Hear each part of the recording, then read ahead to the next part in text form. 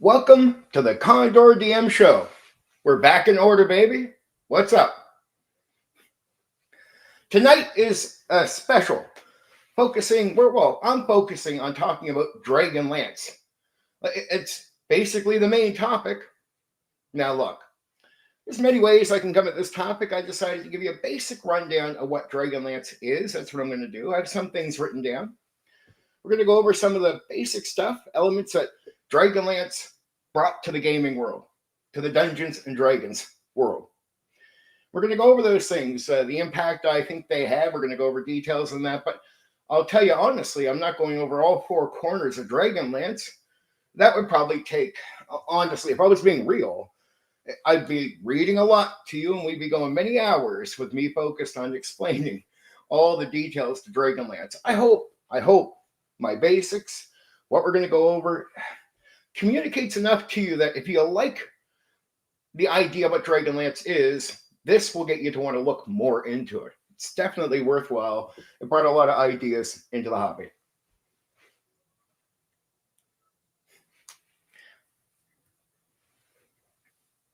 Now, I'll tell you something. Sometimes when you're doing good in life, you ever meet those kinds of people out there that they're very supportive when you're, I guess, you're on your way up that ladder, but when you get so far up and you're actually doing it, they're like, okay, they get bitter with you. I've encountered some of that recently, sadly, just before the stream. So I figured I'd mention it, just get it out there, do that kind of stuff. How is everyone tonight? Hi, how are you? So at times I'm going to be looking this way because I got a bit written down. It's, Okay, so let's talk about DragonLance, a low magic world at war. There is like the famous wars, War of the Lance, the Chaos War. This is what shaped this world. These are so important to what DragonLance is. There's many elements that are very important. The gods come and go, right? They show up, they can cause some fucking mayhem, they'll cause issues, and then they just, we're gone. Answering to no one, responding to nothing. There are 3 moons. So in this world, it's low magic. And the 3 moons are basically, this is where magic is coming from. It's connected to these moons in this world, DragonLance. Evil and good is presented. The way the world tries to present itself is like black and white. But when you actually read into the DragonLance lore, the deeper stuff, all you find is gray. You find it's almost like a fake black and white world. It's like the world itself is, the people there are trying to perceive this black and white. But because of that, the reality of the gray keeps appearing throughout the lore. Politics is not something that's a throwaway issue in the DragonLance world. It's very deeply important. It's not something you throw away. DragonLance these things are so tied together. There is a knight, like a knighthood type of culture. I would call it a culture. There's multiple knighthoods. It's a deep part of the setting you're going to experience when you start reading about DragonLance. And then if you want to go into that world and experience what, I guess you would say, the person or people that made that world want you to experience. So the knighthood is a very important thing to learn about, I guess, if you're going to dive into the lore. Okay. Now we want to talk about races. Now, again, I know New School is all about species, but we do races here. We're talking 2nd edition DragonLance. So anything beyond this, I'm not focused on. I'm a 2nd edition guy, I would say. So I'm focusing on DragonLance 2nd edition. I know a lot of experimenting for DragonLance happened during the era of the 1st edition AD&D, but I'm just taking a look at it from the 2nd edition point of view. So races. The setting made Gully Dwarves, Kender, and Tinker Gnomes famous. Oh, we're going to talk about them. You would not meet halflings or half-orcs in the DragonLance world. At least not if you're doing it right? You're not going to find half-orcs and halflings. Gold pieces, if you didn't know, they're worthless in the DragonLance world. Gold is worthless. They have a thing called steel pieces. It's basically, I guess, steel's worth more. So that's the trading coin. Steel coins, I guess you would say, or pieces.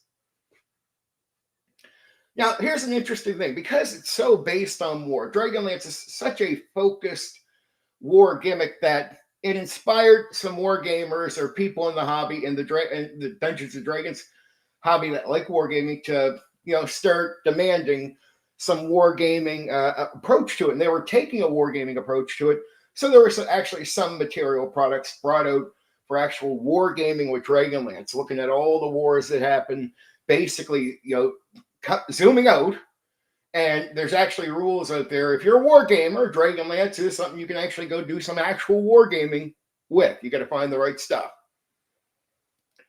There was an extension box set. There's many extension products, but one main extension box set that really tried to adjust some of the framing of Dragonlance, which is called the Tales of the Lance box set. So in case you didn't know about this is an extension, right? Minotaurs and ogreish Erda were presented as playable races. I didn't care for them, the Minotaurs and the ogre stuff, but hey, I mean, they were presented. It brought back something to second edition, the barbarian class.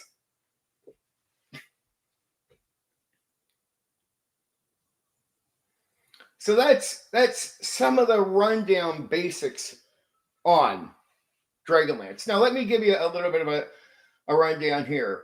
This is not a setting that is like where the world is like unique, like it's a sand place or something like that. No, it's typical grass, trees, mountains. It's your typical medieval type of setting.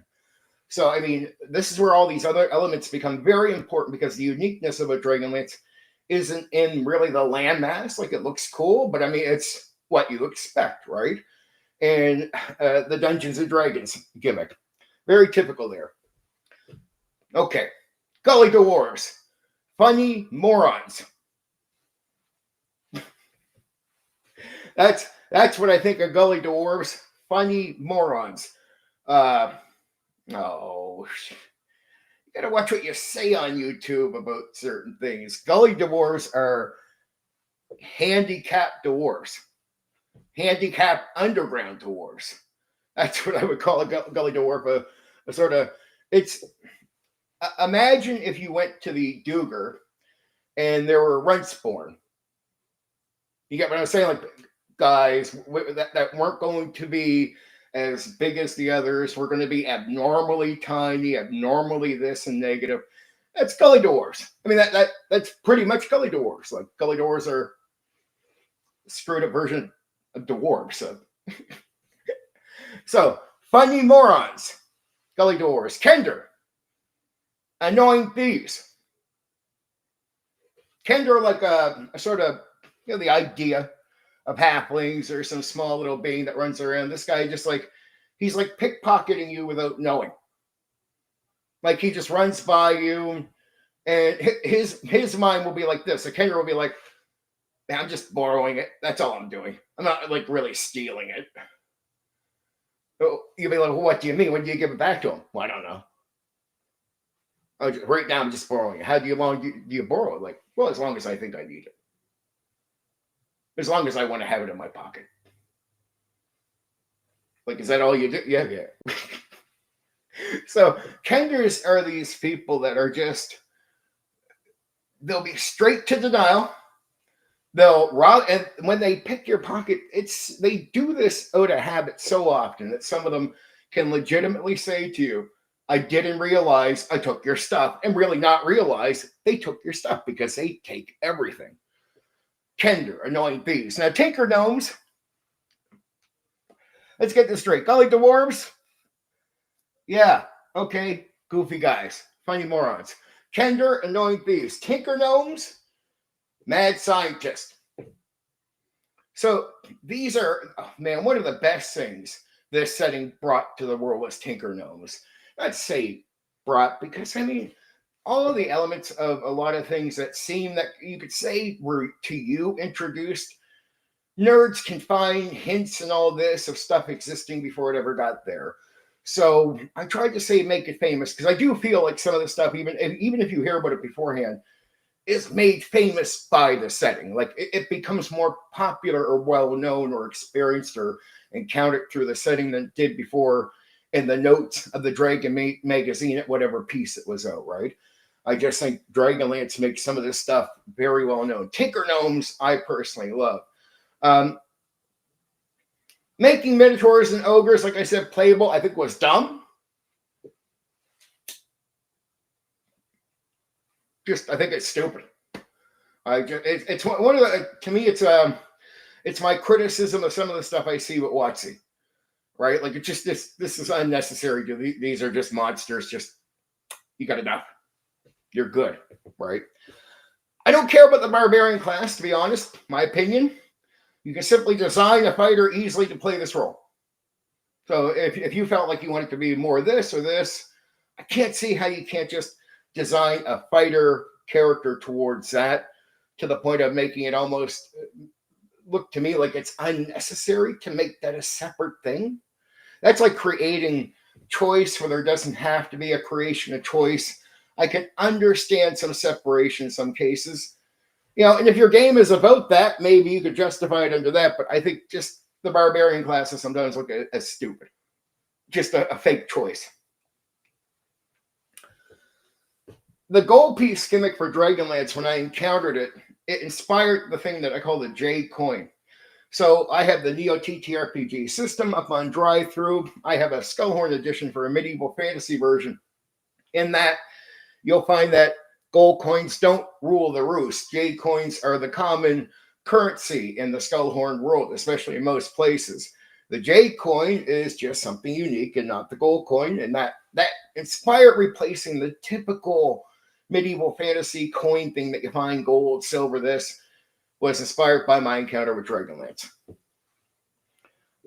Wargaming stuff, in my opinion, because it just wasn't used that often, was a waste of time. But I mean, if you're a wargaming person, you can find stuff out there to do wargaming with it. But I would assume you just go rather play 40K or something.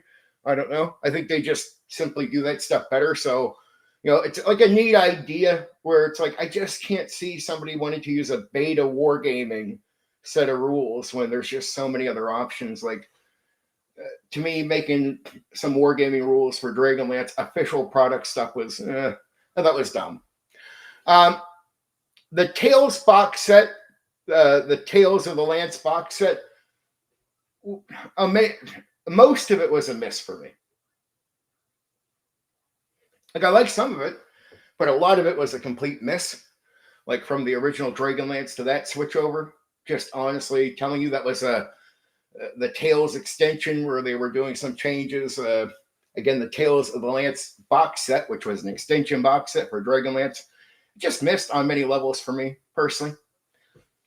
Again, tonight we're going to focus on some of the other elements I think are very important.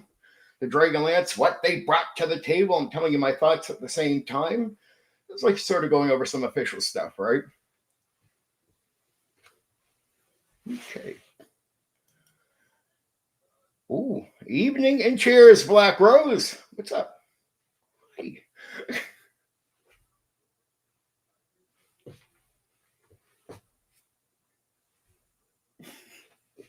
Hi to everyone. It's going to be a good night. I'm going to talk about Dragonlance. We get some cool stuff, and this will lead from what I'm talking about tonight into Ravenloft next week, because the last part of really I'm going to at least have some written detail on is Lord Soth. And Lord Soth is important for this stream tonight because it is connecting him to the Ravenloft gimmick where, anyway, Lord Soth is an important character all around, just on many different levels for many different reasons. Again, I think one of the best for many reasons. We'll go into that, and I'll go into the details on Lord Soth. So we went over some of the elements like the races, the Gully Dwarves. I thought it was sort of interesting and cool that there's some elements of different, introducing the Gully Dwarves, the Kender. The Kender, I just never understood as a playable. It's like it's a troublemaking character. I'm like, this is so much conflict that you got to be I would say to the players, here's what I would say to them. If you play Kender, you're purposely trying to cause yourself trouble. Because most likely something's going to happen where there'll be consequences. Now, I'm personally okay with it as a DM. I'm not preaching. I'm okay with a group of players that will tell me they'll go through any crazy thing. I really am. So I could put my opinions aside. If players just looked at me and said, DM, we all are willing to go through that shit with that choice. I'll do it. Fair enough. I have no problem, right? You play Kender at the time I was running stuff, I'd give that option. I'd be like, just understand it's the game can handle your option, but can you? Like you might be doing actions that can cause you crap, right? Kenders can be annoying. I mean, you can balance it out a bit, but there's just such a chance that you're going to be the Tinker Gnomes. I always thought were cool. Here's why I think one of the best ideas is because they bring this idea of the mad scientist in to inspire a lot of creative ideas. I don't know how many DMs out there after Tinker Gnomes existed started saying, "Oh, maybe I could make that rules for that weird weapon that's not in the game," and say a Tinker Gnome made it, or come up with this idea for the machine. A lot of machine ideas I've seen come from people purely came from encountering the Tinker Gnome gimmick and thinking in the idea of constructing stuff. So the inspiration for a lot of people in the hobby for their creativity, and you see it later, like you actually see a lot of Dragonlance really influence stuff that you see later. And some of the stuff I'm going to talk about going forward is a deep influence of some other sections going forward. But Tinker Gnomes is definitely something that inspired a lot of creativity. Kender, yeah, inspired probably what you don't do. Gully Dwarves, funny morons. I mean, like, they're throwaway. They can be there for funny, creative. They're most of the time they're not a big threat in that way, so they're there. They're there. They exist. And there's not much to do with them, right? But they exist, right? I mean, I'd even say bullywugs at the end of the day are more effective than Gully Dwarves. I love bullywugs. I love being creative and using bullywugs. I love making such a weak monster creative because you can actually use strategy in that with them, and they can be very funny. And when you think of their options, it actually starts opening the door. And I've seen some of that. I've done some of that to players. I used to tell players jokingly, if I was just really being a smartass some nights, guys, if you piss me off, I know you're like level 12, but I'll kill the entire group with like one goblin. And they're like, how? I'm like, I can just say he kills you, and he does. And I win. I always thought the idea of the DM versus player was stupid. I love that. It was good for me to have that concept in my head, so I'd stay away from maybe the instinctive in some cases, because I watch DMs instinctively play against their players sometimes in a certain way, where they're not just letting the NPC sort of be produced through them against the player characters. It's almost like there's some, hey, personal investment in they got to whoop your ass or something, or I don't know. But seems really weird to me. Where I've countered it is just looking at it like one of the first things I asked the first game master I had, I'm like, if you say my character is dead, like, do you have the authority to say my character is dead and my character is actually dead? And the DM like, yeah. And the moment I realized, like, just that eureka answer for me, the concept of DM versus player sort of got silly to me. Like, what do you mean, you versus me? I can just say, you choke. You choke. It's, I already have authority. That's not even, to me, it's never look at it, the game versus players, because really, the reason I'm empowered with authority is to manage the game. It's not there to show you up, but I do have it. So is there lanes where I could abuse it to make a point? Yeah. So the concept of that just put in my head. Okay, let's move on to the next part. Half Dragon. The only breed of half dragon on Kryn is in second edition. The only breed of half dragon on Kryn, it's just like there's only one, and they do come in several different colors. They do not have prominent they're not reptiles. There's no scales, no wings, no tails, no nothing. Like in that vein. Like when I say half dragon, you're picturing something else. That's not exactly what you get here in Dragonlance when you're first being introduced to the half dragon.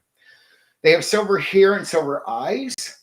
Uh, you know, they're essentially humans or elves or half elves. Some can have not pointy ears, some can have pointy ears, but they look way more human.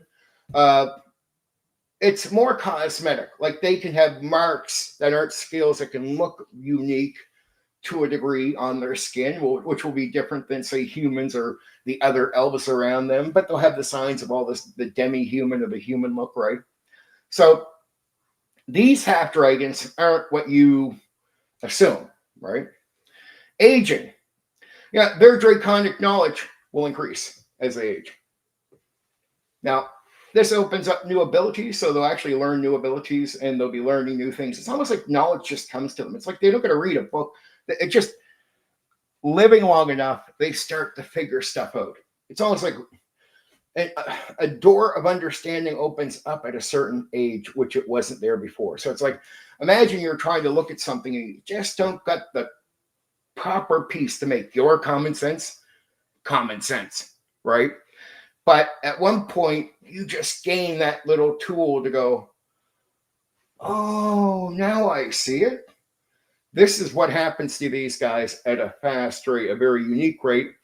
But it's like seeing it from a different point of view too, not just from that human point of view. So when I say draconic knowledge, I mean like being able to see the world from the point of view, the perception of a dragon type of view. It's a weird thing, but this happens to them as they age. Alignment. Half dragons are mostly lawful good. Now, overall, that's Dragonlance. Oh, I do want to talk about other half dragons. So there is another half dragon. Outside of the Dragonlance lore, there's Dragon Magazine 206's article, Part Dragon, All Hero. They are taller and leaner than elf-like humanoids, right? They have a dragon parent, which could be gold, silver, or bronze in most cases. Abilities, like the Dragonlance half dragons, their knowledge and abilities enhance pretty much the same way. But though, unlike the others, they lose some of their human or demi-human like abilities and whatnot. It sort of fades away. Some of that stuff fades away on them as they gain through aging and upgrading more knowledge and abilities as half dragons. Now that's just a typical half dragon. So there's similarities between them and the Dragonlance half dragon. Now these dragons are loners, like I said, mostly loners. The way they're painted is they're shunned. They're not accepted. My thoughts. You know, I was disappointed in this when I was told what these were. Like, it was like, I'm told I'm going to be introduced to half dragons. I was very excited. Like, half dragons, man, my imagination shot up. Tails, wings, scale skin. Wasn't there when I got to it. Something totally different. You know, but I will give Dragonlance credit. I do think the reason we have half dragons in the Dungeons and Dragons world pushed to this day the way it is on any level, I think it's inspired through Dragonlance. I don't think if the half dragon isn't really focused on or even attempted to be introduced here, I just think, you know, somebody else, some other game would have took that gimmick. And there's some things where if something is using it a famous way, you'll no longer take it for yours.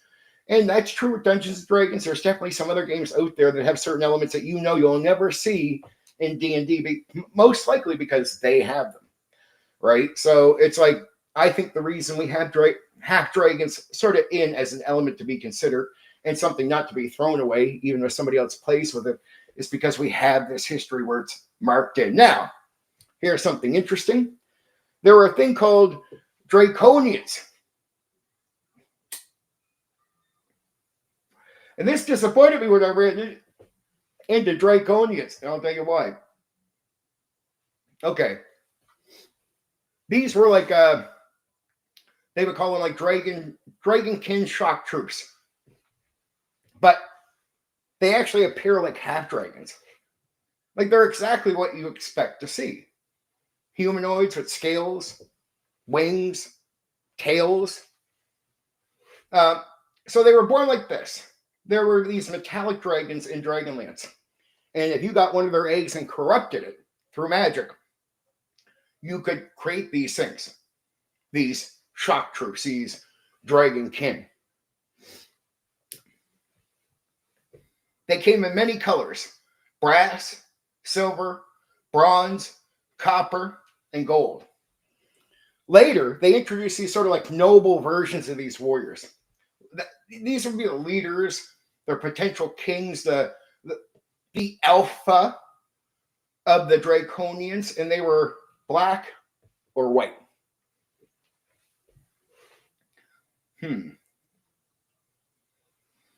Yeah, thoughts. I laughed when I first learned about these. To me, these were what I imagined when I thought about the idea of half dragons. I'm like, why are we introduced to this human with cosplay instead of this thing with scales, wings? Like, why is this not the half dragon in the way of, I guess, player option or something like that? Like, why is this not the thing, right? I mean, this is where I thought it was a miss. It's like you tell me something as maybe a player is reachable half dragon. I'm like, okay, cool. I get in, I picture what it is, I can play that, and I'm like, all right, that's not exactly what I thought it would be. Right? I'm playing a fucking half elf with some tattoos. Okay, fair enough. Then I meet this draconian fella, and I'm like, wait, you're me. You know what I mean? Like it's so that was the whole half dragon thing. I think is one of the most important things because I love the element of half dragons in D&D. I really do. I don't mind the dragonborn. Again, with the way WotC introduced it, I wasn't a big fan of how they did it, but I'm okay with it. There's still some elements I think I would do a little different. The idea of it's pretty cool. At the end of the day, we have to admit that the half dragon concept was always going to be something people focused on. You get half everything. So you know the idea is going to be there. And the reason you get all these ideas of half elf, half this, half that, it's creativity. So it's like, if you get mad at the expansion of like, man, there's half everything, it's like, to a point in this hobby, I don't mind when there's a lot of something in a certain way, as long as I think this is appearing because an expansion of creativity is happening. So it's like, okay, here's the half dragon. Cool, I'm glad that came sooner than later, or came at all, guaranteed to focus on with a big game like Dungeons and Dragons. Okay, let's last big piece of tonight's stream. Okay, so we're pretty much at the second half. This half is going to be focused on Lord Soth, and then a little free talking at the end if we can do that. We'll see. Okay, Lord Soth. Let's start with his early life. In his early life, Lord Soth was a player. Lord Soth was an attractive man that moved up the ranks to become an honored member of the Knights of the Rose. During this time, he met a woman and fell in love. Yeah, doesn't take much, right? So he goes ahead, he falls in love with this woman, and he gets her pregnant. But, okay, sounds honorable, knight, honorable man, finds a woman, falls in love right away, gets her pregnant, all good, right? Okay, until he finds another woman while he's out at war, and he starts cheating on his pregnant wife with her. So he gets two women pregnant during this time. Problem for Lord Soth is he falls in love with one over the other. And he realizes as the first one is going to have his child, he's not in love with her. He's in love with the other woman.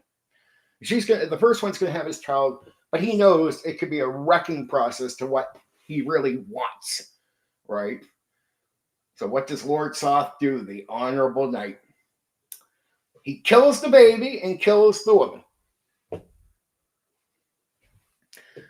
Lies. Says it was an accident. People don't really believe him, but he says he holds up to this. And he takes off to be with the woman he's actually in love with, who's pregnant with his other child. But Lord Soth got played. So he's already a bit corrupt. He's out there doing stuff. And he had an encounter with this group of elves. And it goes back to the time when he first turns on his wife. He has this encounter with them. They say some wild stuff to him. But it does lead him to being inspired to kill the first woman and the child and keep the other woman. Well, this time he runs into the elves again. And they tell him that the woman he's with cheated on him and that the child she has is not his. Okay. So what does he do? What does Lord Soth do once he finds out? Well, he's told this. Well, of course. He's crazy mad. He believes it. He rides to her, goes in, lights the place up like it's on fire, everything. She's like telling him she didn't do anything, that it's his, the whole 9 yards, doesn't believe anything being told to him. He goes to kill her and the baby. And during this time, when he's killing the two of them, she curses him. Curses him to live forever for every innocent person he's killed. Right? So live as many lives as these people. Curses him. Well, it's said that the gods were listening when this happens. And so they're actually going to play out this curse. He's actually going to die in the fire. And this is where the undead Lord Soth is born. He's brought back and he has loyal soldiers, 13 of them. They're going to come back with him as undead soldiers, cursed along with him because during all his dirty deeds, he's been rode with him knowing what he did and didn't care. So they face the consequences. He's so cursed that the elves that sit there and lied to him about this situation are turned to these banshees that come back to him every night, torturing him, reminding him that he killed innocent people and it was his child. She didn't cheat. He was lied to. He killed her and she was innocent.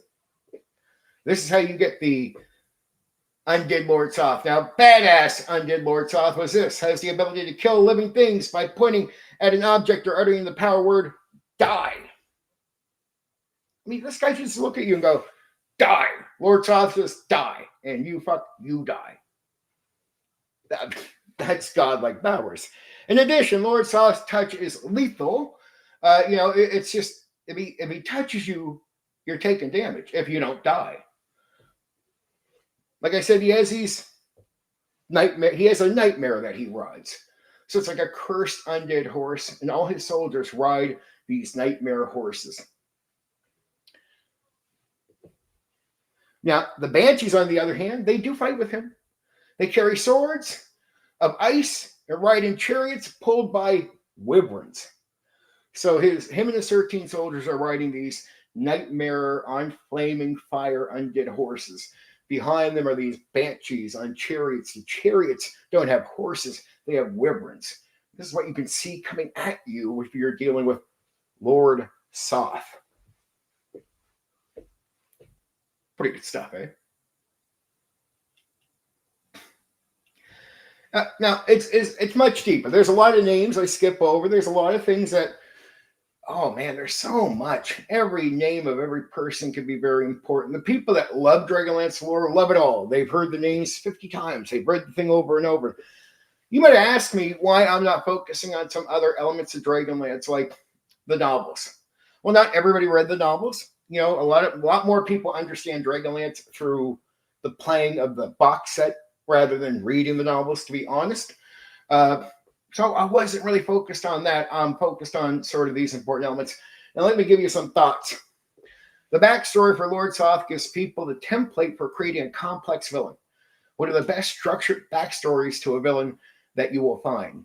It is so complex. It starts from the time where he's like a child and it just goes through. It's not like deep. It's not like a book in that way, but it's pretty deep. It gives you, like, if you go into his lore, it gives everything up to the point he meets the woman. And sort of says in a way, first, maybe he is this good guy because you're not really hearing a lot of his thoughts during the sort of telling of his lore, his story. So you have to sort of learn about him in his own story. There's sort of like elements being hidden from you, and you don't know that he has the potential to be so cruel until he's so cruel, right? It's like, oh wow, he's being cruel because you're not hearing the thoughts. It's a development of the character through the lore. So for you to learn how he thinks, just to understand him, you sort of got to go through his backstory up to where he is. The complexity in that is amazing. Like he's so gray, but he's playing in a black and white world. What an interesting dilemma where the world is represented like he's a knight of the rose. Get it? Black, white, he's hero, this thing's evil. But yet in reality, this guy's twisted as fuck. Like he's done everything an honorable man would do. So think about what he's done later and what he's done beforehand. So he does everything an honorable man would do. So like straight honorable man, head held high, does everything a good man would do, earns every step, and then just says, okay, I'm going to cheat on my wife and fuck this other woman. Cool. All right, really? But yeah. DragonLance itself has less of an edge to it without Lord Soth, and I really mean that. I really think if you eliminate him and his story to the overall setting, loses something very, very individual characters hold that hold that much over like everything. Like it's very rare to find a character that holds that much influence over how a setting is viewed, like the drama behind it. I think the backstory and who Lord Soth is if you take that from DragonLance, it's like taking a part of the heart. It's like a core element of the edge of what that is. It's how deep this character is, in my opinion. There's very few characters where if you eliminate them, they take something away, right? Lord Soth is somebody, if you take him away from DragonLance, a part of what you know about DragonLance goes with him. Like that's fucking incredible, in my opinion. Okay, even today, Lord Soth, due to being famous to travel to different realms, is a great villain you can bring into your campaign. Just his name behind a villain gives any villain an edge. Call him a student of Lord Soth, and he will be taken more serious. Anybody who follows this stuff anyway, anybody who knows Lord Soth, right away, if you say your villain is like they'll understand right away, okay, so this guy, what, is pumped up powerful? That could be what it means. But the idea is Lord Soth is such a like a credible villain. Deeply credible, talented villain with charisma, fighting, strategy, war. This guy is everything you can think of and then some. True leader. But just doesn't play with the right set of cards, right? Okay, I wanted to give him some focus because I want us to follow him in the Ravenloft on the next stream. So that's going to be very important. On the next stream, we will talk about Lord Soth again, but we're going to talk about him as he relates to Ravenloft. DragonLance has many, many elements. There's the Titans that come down. There's so much backstory, so much of it, because it is so deep. Just the second edition DragonLance itself, it is worth taking a look at. But the low magic, I can warn you, makes the pace of the game slow down a bit. So you've got to understand there can be a very different experience with DragonLance than some other games. Like Forgotten Realms, you'll have there'll be typical more magic, more this. Other stuff going on can be a little bit more active, faster, stuff like that. But when you get to a place like this, it can be a little bit more.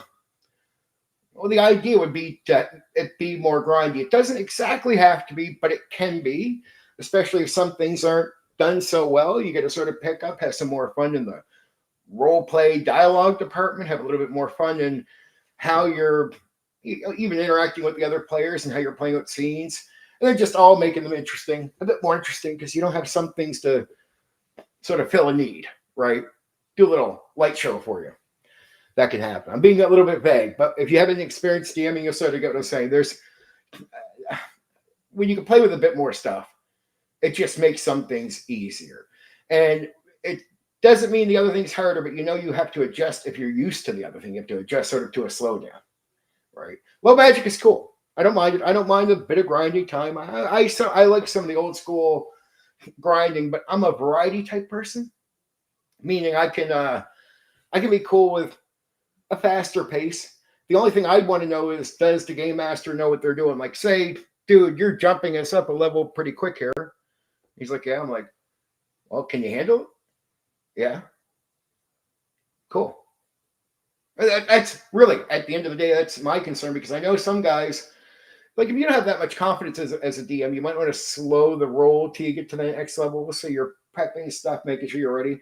Some guys can be so super confident because they've maybe done it so many times. They're just naturally confident. Like, they just done it, and the times they've done it tell them, man, I know what to do here, right? And if they're not idiots, right? Because some people out there, there's some morons out there that can have confidence they shouldn't have. But if you meet the right guys, they're going to be able to go, yeah, I jumped you up a level pretty quick, but it's cool. I can completely handle it. Like, you're good. Like, and maybe the pace of this. Sometimes here's what's weird. You know, a pacing of a back story to a campaign could be set up for long term, but you could only want to do a campaign that's like 30 or 40 sessions. So then if you're doing that, but you're willing to play around with a few levels, then you might be pacing levels up. But if you know what you're doing with hitting that next level, to me, it's like, cool, dude, do it. Just do it. All right. Do it. So I do love Lord Soth, and I love half dragons. And these are two of the elements from Dragonlance that were the most important to me to encounter, because Lord Soth helped me just with so many ideas for villains that I personally made later. So, I mean, I just had so many years of gaming where I can remember the villains I made, the deep gaming I did with them, and just to remember back to this going, it was because of this. I remember after like 5 years of just commonly using the Jade coin with my Neo TTRPG system, it was so second nature to me to say it, but it was like, man, if I never ran to Dragonlance, would I have ever just played with a unique coin system? And so it's like cool, right? Like, so I look back at this and I was sort of, you know, as I was getting ready to the stream, going, what does this mean to me? And what does it mean to gaming in a certain way? I think there's so many important elements from Dragonlance, because first off, it's going to introduce you to the idea of low magic, which a lot of people ended up liking. They like that concept, so that gets introduced. They show you how, yeah, the activity of war makes sense to me in these type of settings where you're required for action, adventuring. Like, I just get why that's so easy to lean into for a lot of things. So when people complain about that type of stuff, like, oh, there's always a war, I'm like, well, dude, if you're just sitting around, everything's cozy, it might be a little fucking boring, right? So yeah, these conflicting things can be the common backstory for a lot of games, because it just sort of makes sense that these elements are going to create the action you need for a game where action is required. Like, it's like telling people in D&D, I don't care what your idea is, but at the end of the day, you got to remember that action and challenge in that way is required for the game. So the game doesn't have to be a hack and slash fest. I'm with you. When you start pitching out ideas to me where I'm like, I can't even see where you get into a fight. And I'm like, well, what the fuck, dude? Like, what do you just say? You just want to run around playing house? Like, to me, look, in a long campaign, here's the difference. In one-shots, I think you need a variety of everything. In a campaign, I'm more open. I can do a session of just social dialogue interaction. But I know we're going to do 100 sessions. If I think it's fun that night, I don't think that's a common thing to do with D&D at all. I wouldn't agree with anyone. But am I open to saying, oh, there was a night where that was just so necessary for a long-term campaign that as long as I'm still keeping balance most nights, you know, you can get away with that, especially if it's good or fun. But that's not going to be fun every night. So there's no way you would play the game that way, right? It's like that night was okay, but the chance of that night repeatedly being okay is no good. You need combat challenges in that way. You need action. So when you pitch your idea to me, there got to be like, how do we measure in that part of the game, right? And most games do still depend on action. I see a lot of creative games out there where I'm like, I get it. I get why all these games exist, because they're trying to give you a very unique take on what we're doing here, a unique take on the role play, unique take on not using dice, for example, or whatnot. I'm like, I get it. I get what I'm saying here. I get it. But yeah, dude, even that game requires some action, right? So I don't like the idea of just doing just social interaction or too much of that, because to me, it's like, it gets to a point where I just feel like we're doing drama class. I'm like, dude, I am here to play a game. Now, see, here's why I always say it's not really a story, because when you ask people the mental condition people are in when they're playing the game, they're playing the game. Like, if I said, dude, we're telling a story, but like, if I ask you really what you think, you're thinking your stats, you're thinking actions, you're thinking this. Like, you are at the table and you view this like you would any game, but we're still trying to do some story elements where you're still playing the guy and doing the thing. But really, even as you're doing that, you're playing a game. You're thinking of what to do next. You're strategizing. You're not thinking, how can I make the story cool? That's why I always say the idea of a story can be told from what we do, but the idea that we're focused on telling a story, I think it's not really there. I think we're all just still focused on strategy and playing a game.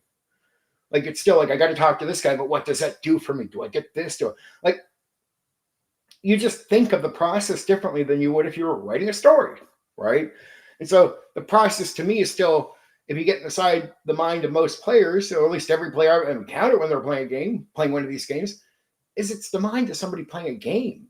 It's not the mind of an author or anything telling you a story.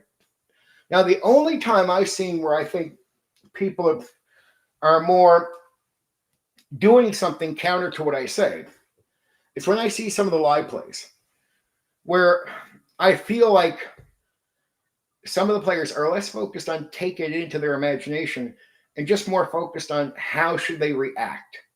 Like a little imagination work, but it's more like performing instead of experiencing. Like, I want to know at the end of a session that you felt it. I talk to some people that do live plays that do them to perform, where they go, yeah, it's okay. It's sort of boring. They get dries out for them quick, but you'll watch them and you think it's okay, but they're not having the experience you think you're seeing. Yet I've seen players where they're so into what's going on, they're thinking about it. They're in the imagination. They'll say a few words. They're in there. They're going. They speak at the right time. They might not speak a lot. If you watch them, that's really probably not going to come across as the most entertaining thing for the audience to watch. But that person with their head leaned over, focused, saying the right thing at the right time, looking down at their stats and doing that person is having a great experience. And to me, that's the important piece, right?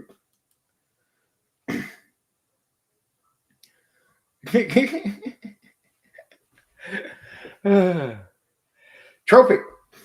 Whoop. I hear that.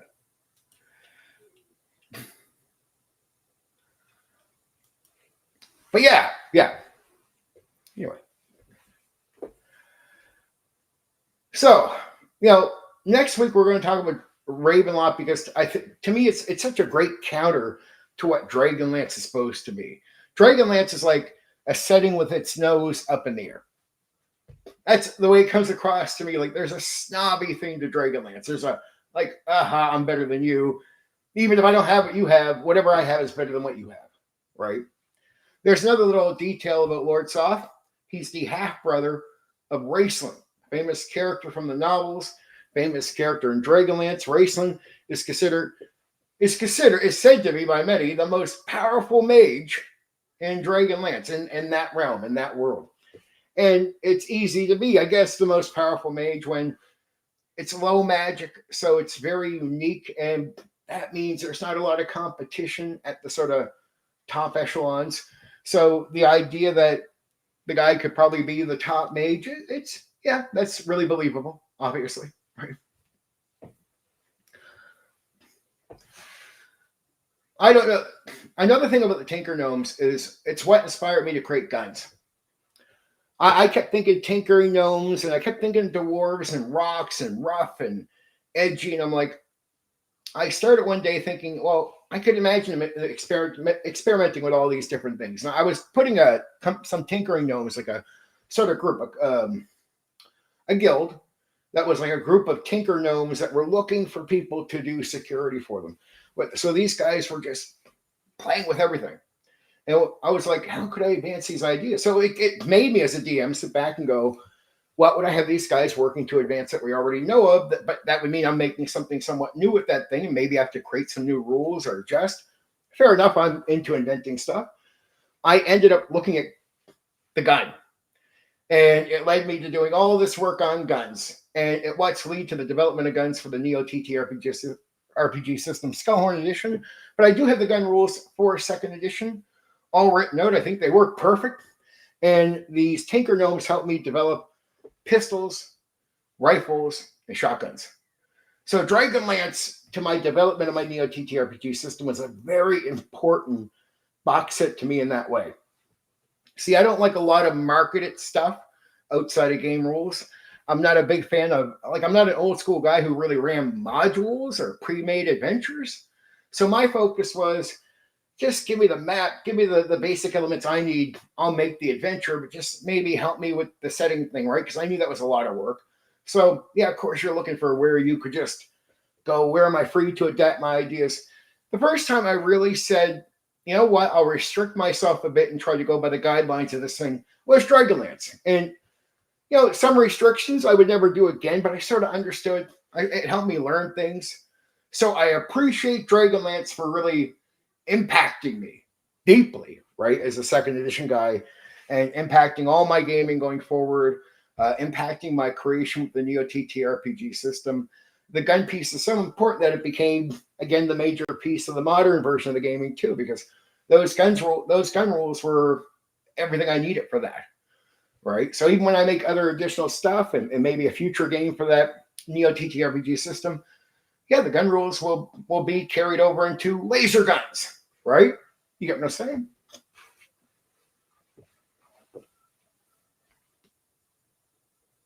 There we go. I think it did pretty good. That was DragonLance. I mean, again, to be fair to DragonLance, if I just wanted to walk you through it so you didn't have to read the thing, that could just take so many hours. I'm like, I don't mind sitting here and going for an hour, maybe two sometimes, depending on the topic of the interaction I have. But it's like, I know it's just like supporters right now. So it's not like unless there's heavy interaction, I go more into it. But I'm like, cover the basics. And it is a world where the story really is deeply focused on war. And that war is what leads to the knighthood. This is why the knighthood is so important. This is why Lord Soth becomes who he is. This is why there's constant conflict for them to go out and encounter in the world, because there's a constant, like a battle going on, always a war. If one war ends, a new war comes, right? But again, it makes sense for a world that if you're adventuring in the chaos and the action or the requirement for it, it makes sense. Like, why would the roads here be so unsecure that you'd be like, why wouldn't the king just secure roads so well? Because given that you'd have so much experience, if it's happening on the roads, that means the guards are always encountering this stuff. Over time, you would think most of that would be plugged. But yet, you get times where you see, that DM might throw a bunch of encounters at you in a place where it's like, really? They could just get here so easily? And there's no explanation as to why.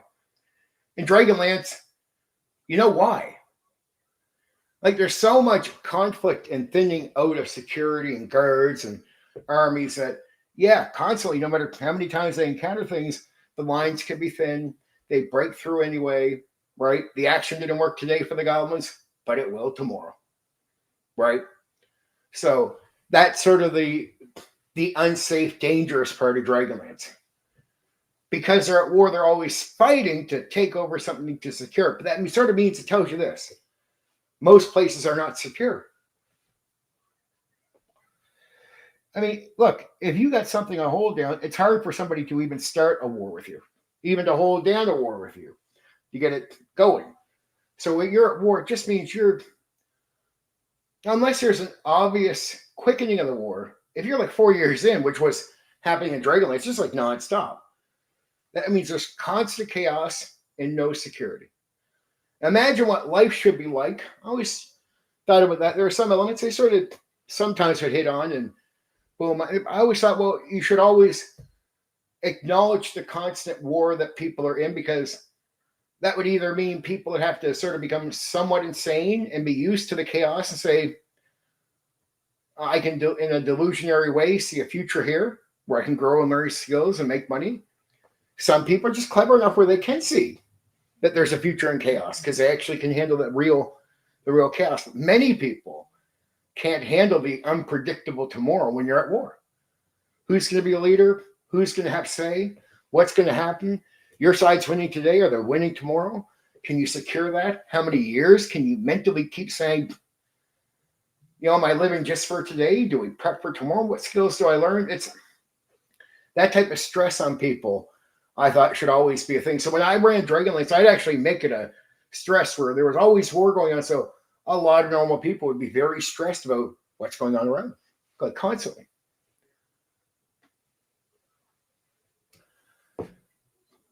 Yeah. So, I mean, the races, the introduction back to barbarian, the low magic, the war, the introduction of half dragons, Lord Soth.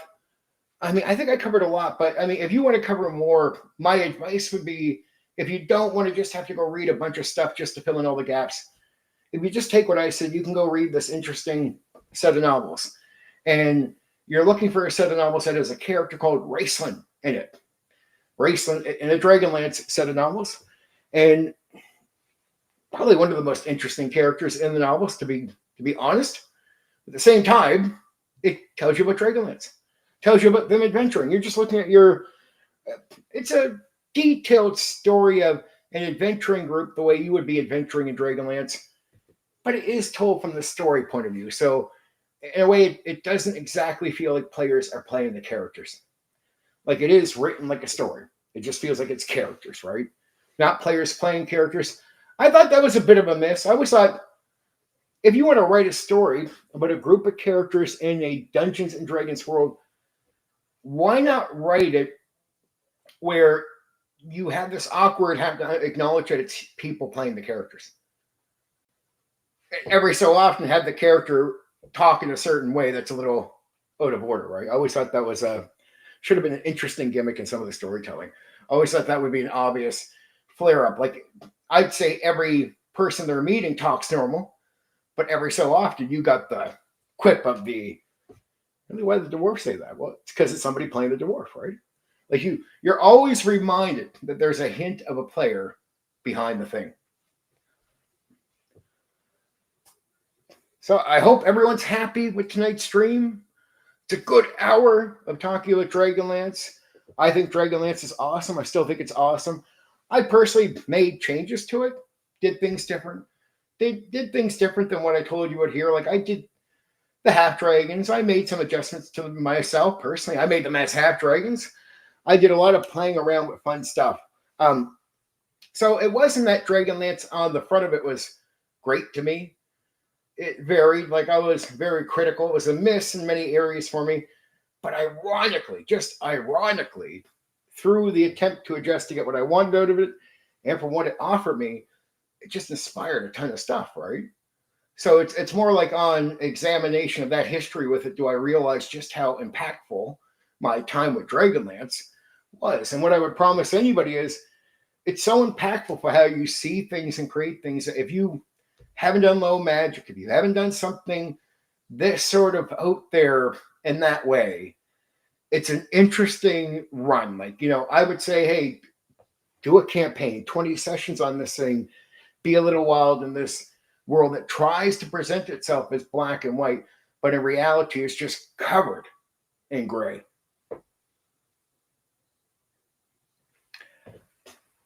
Okay. I love you.